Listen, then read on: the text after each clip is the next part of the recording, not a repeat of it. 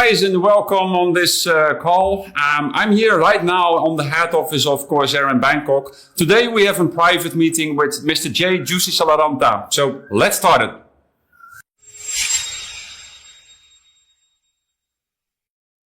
I want to start with the first topic as of today. And the first topic what I want to cover is how is the plastic waste problem started and why a few do something about it. And I mean that there is a global plastic waste problem for companies and governments. So how is this problem, the plastic waste problem, how is it started in general?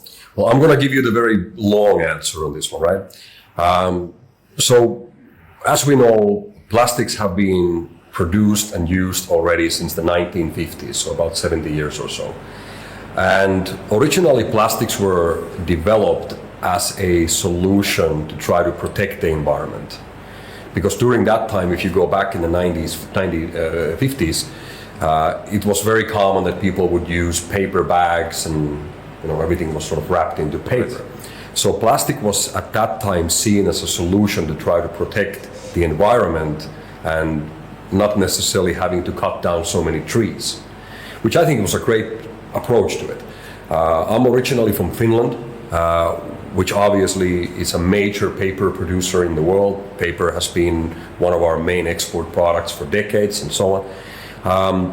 So I completely and very closely see that cutting down trees and using that for our daily paper use is probably not the best idea. So that's where the plastics originally originated from. And what people maybe these days don't understand properly is that the plastic itself is not the problem. Right. It's like saying that, hey, glass is a problem. No, it's not the raw material or the product itself. The problem is, what do we do with the plastic after we've used it? And that's where the problem comes.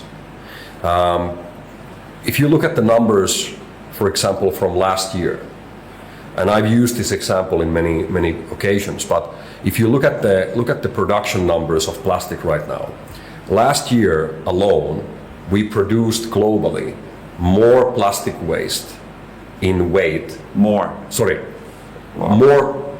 combined plastic products, well, plastic waste as well, but specifically, we produced more new plastics than the entire global weight of all human beings are together. Wow.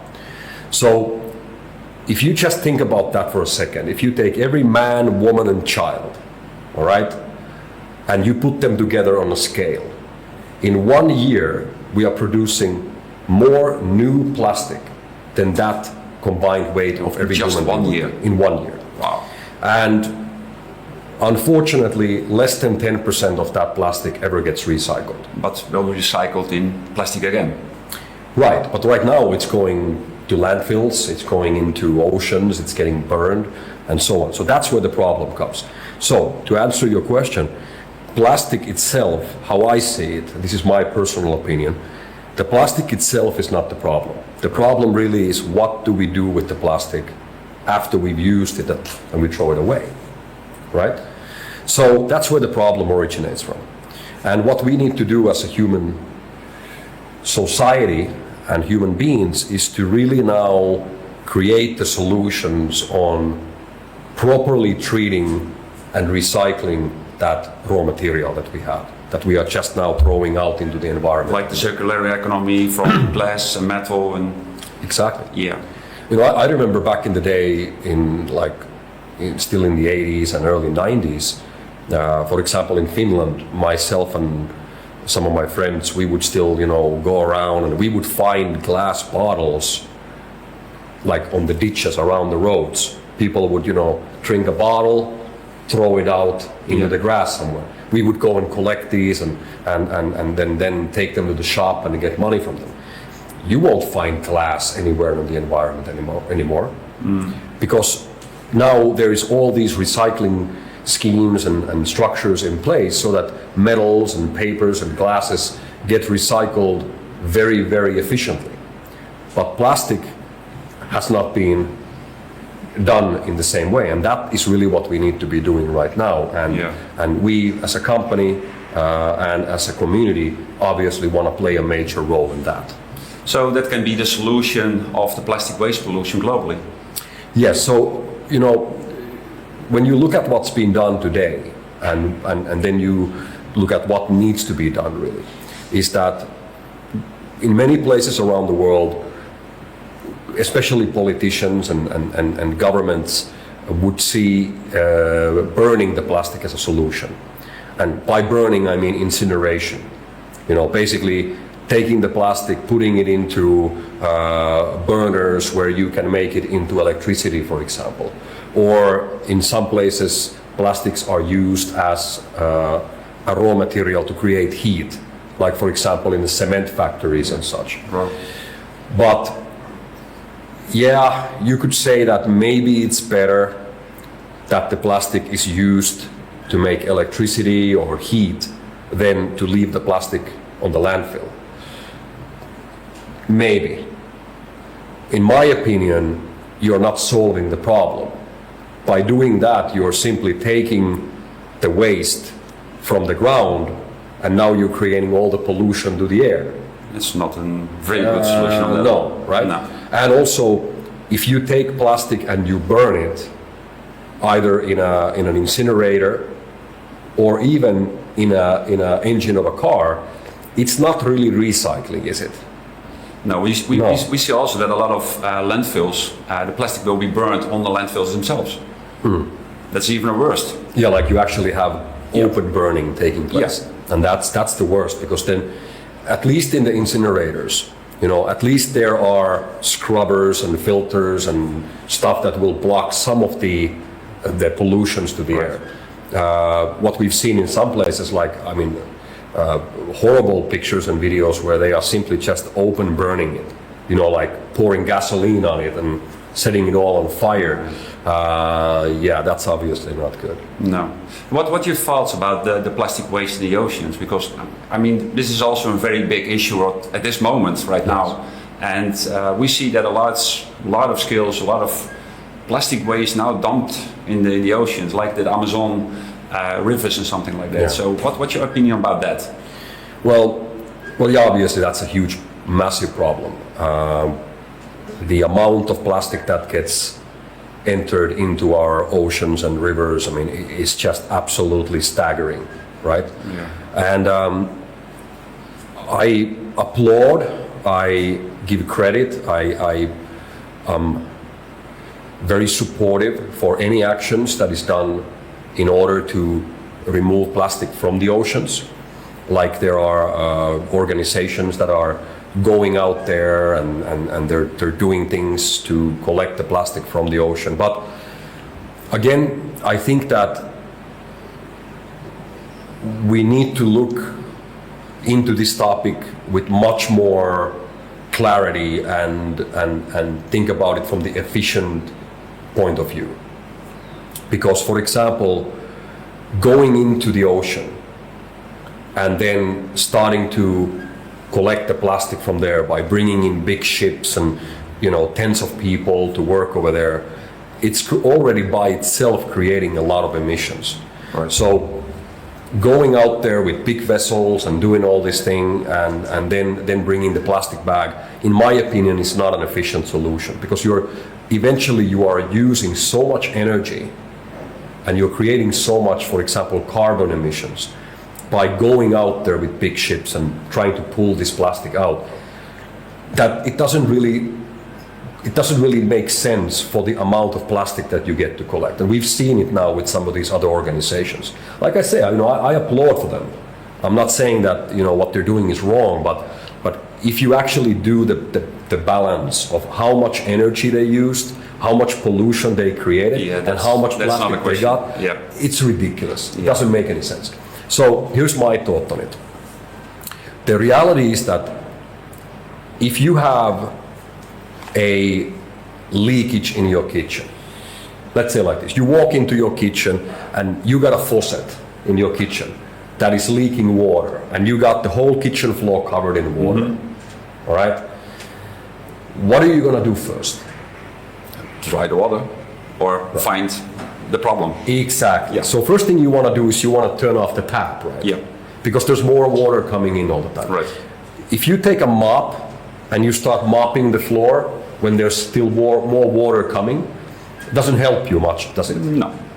So the point is that a lot of these organizations, what they're doing right now is they're basically doing that. They're mopping the floor while more water. That's what you say, the 10% and the 90%, right? That every day, on average, there will be produced plastic, 10% will be recycled, and 90% will produce new plastic. What I mean by that is that these organizations are going into the ocean, right? And they're picking up the ocean, plastic from the oceans. Yeah. That, in my opinion, is same as going into this kitchen with the floor flooded and trying to mop it a little by little. Right. What you want to do first is you want to turn off the tap. Yeah. And turning off the tap means catching the plastic before it enters into the ocean. Okay? Now the reality is, and this is where we are coming into picture, the reality is that most of the plastic waste that enters into our oceans every year is heading over there, is entering into it from 10 major rivers around the world. All right. All right? How does the plastic enter into the rivers? It enters into the rivers from landfills. People, as we've seen in some of those videos in Amazon and other places where people dump it into there, right? And that's how the water, the plastic then ends up into the ocean. Right. So what we need to do is we need to turn off the tap. And the turning of the tap means that we need to catch the plastic at the rivers before it enters into the oceans. And therefore, what Corsair is, for example, now doing is we are already in the process of launching our first pilot project here in Thailand in the Bangkok Chao Phraya River, where we are going to establish a proper river plastic catching method. Wow. And by doing that, we will be able to start creating results and experiment more on this area on how much we can catch the plastic at the river before it even enters into the ocean. Because everybody can understand that if you have a river that flows continuously 24 hours a day, if you can catch the plastic there, you break the chain. it's a lot more easier and efficient to do that than then to go into the ocean and try to catch it from there. Yeah. Right? So I see that the solution needs to be that we need to block the plastic at the riverside before it goes into the ocean. Right. That's step number one. Once we've accomplished that and we have drastically reduced the amount of new plastic going into the ocean, then we can finally get to the point that we actually go into the ocean and start cleaning that. Okay? Yeah. And you know, we thought about this a lot, like what are the ways how we can do it in the most efficient way. And the best, the most efficient, financially viable, best win-win-win situation that we came up with was to work with the fishermen. Yeah, there's a very great collaboration you have done there. So what we did is we formed a collaboration here in Thailand now with more than 100,000 fishermen. 100,000? Correct. Wow. Yeah, this is more than 7 fishery associations around the country. And these guys will go onto their boats here in Thailand, and they go as far as Indian Ocean. They go all the way to Papua New Guinea. They don't only do the fishing around Thailand, they actually go very far away.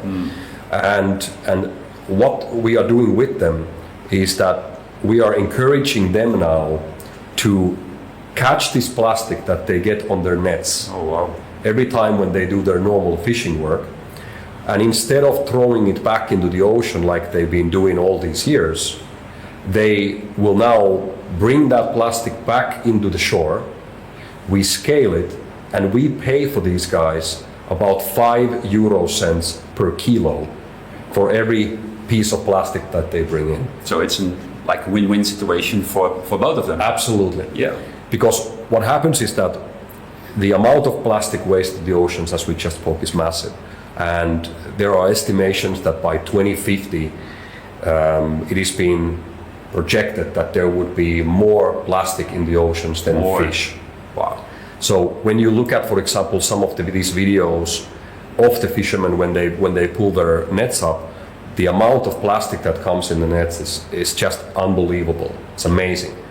So what we want to do is we want to encourage these guys not to throw it back into the ocean, but to actually collect it, bring it back, and get paid for it. So what happens here is that the fishermen, now they get another source, an extra source of income. We as a company, Corsair, we get a great, clean raw material, which we can use in our chemical recycling process. And eventually there's less plastic in the ocean.